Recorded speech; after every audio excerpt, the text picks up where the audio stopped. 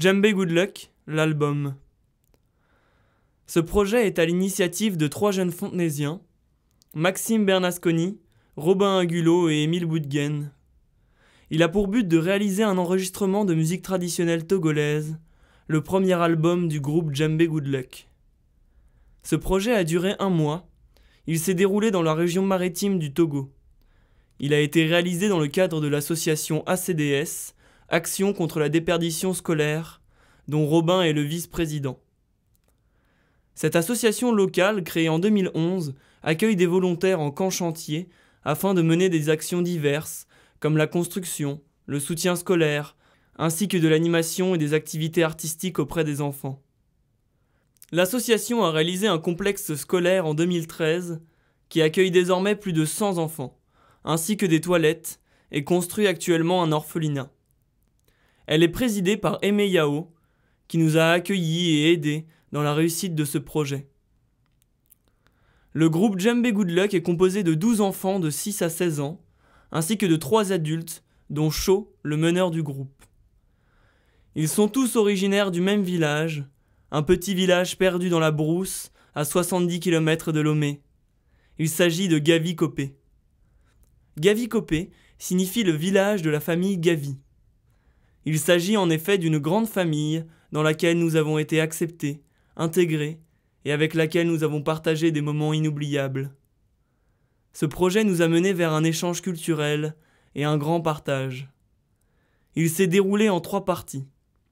Tout d'abord la rencontre avec le groupe et la visite des studios. Ensuite l'entraînement et la préparation à Gavi-Kopé. Et enfin les sessions d'enregistrement suivies de la grande fête au village.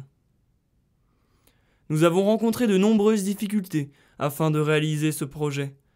Mais nous avons toujours gardé la tête haute et nous avons continué jusqu'au bout. Le rythme n'est pas le même là-bas. Nous avons subi un gros déconditionnement. Mais grâce à Robin, qui était habitué aux conditions de vie locales, nous avons réussi à nous adapter. C'était une expérience incroyable, car c'était une aventure humaine, culturelle et musicale. Une aventure parsemée de rencontres incroyables, d'échanges et surtout de rires et de bonne humeur. Après être arrivés à Lomé, nous avons été hébergés chez Aimé, le président de l'association. Pendant quelques jours, nous avons repéré les studios et grâce à une connexion avec un artiste local, nous avons trouvé un des meilleurs studios du Togo, le studio de Monsieur Joël Azeto. Au bout d'1 semaine, nous sommes partis pour la petite ville d'Agbelouvé, qui se trouve à quelques kilomètres du village.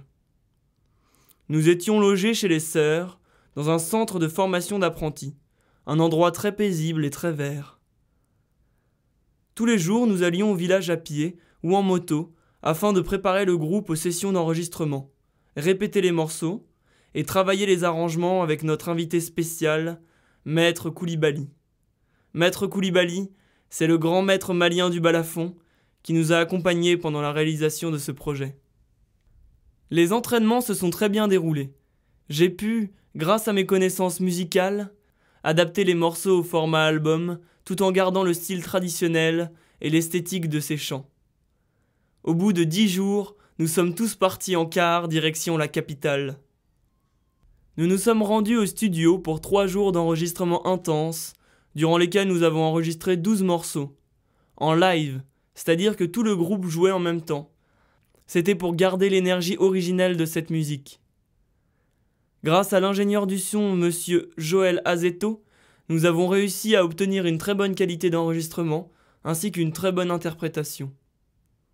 Enfin, après avoir réalisé l'enregistrement, nous sommes retournés au village, et pour remercier le groupe et les féliciter pour tous les efforts qu'ils ont donnés, nous avons organisé une grande fête au village qui a duré 3 jours. Nous avons grillé les chèvres, dansé ensemble et partagé de très bons moments avec les gens du village. Enfin, quelques jours avant de partir, nous leur avons offert de nombreux vêtements, ainsi que des livres répartis entre les membres du groupe et leurs familles. Nous nous sommes ensuite retournés à Lomé quelques jours avant que je prenne mon avion pour un douloureux retour. Après tant de jours passés là-bas, à rire, jouer, discuter et rencontrer des gens formidables, Je revenais en France plein de couleurs dans les yeux et de souvenirs à partager autour de moi.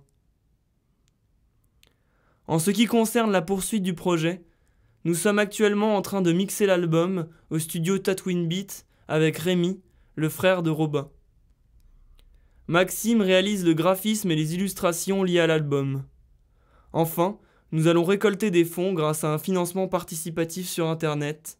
Les bénéfices dégagés par l'album seront reversés entièrement à l'association ACDS afin de financer des vaccins, des actes de naissance et des fournitures scolaires pour les membres du groupe ainsi que pour les enfants du village de Gavikopé. Pour conclure, je dirais que cette expérience a été très bénéfique pour moi car j'ai beaucoup appris, avant tout de ce pays que je ne connaissais pas, mais aussi d'une culture qui m'était étrangère. J'ai pu mettre mon apprentissage en pratique, donner mon énergie et ma bonne humeur, et recevoir des choses que je n'oublierai jamais.